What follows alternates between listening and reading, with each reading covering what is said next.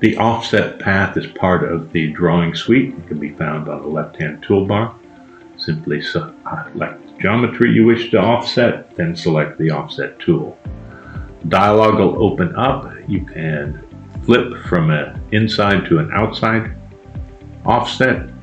You can also specify what type of corner, whether it's sharp, beveled, or radiused. Now, if you hit OK, this will go ahead and close out this dialog and accept your inputs. If you change the distance here and hit OK, it'll update the preview for you. Hitting OK then accepts that. Now, if you are doing a offset of something more organic, say we have a outline pattern here, it is important to go ahead and do your offset based upon the offset path there.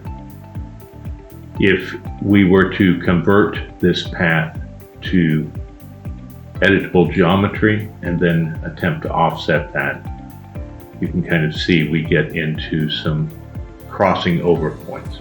So just keep that in mind. If you want to offset a outline pattern, do not convert it to editable geometry first.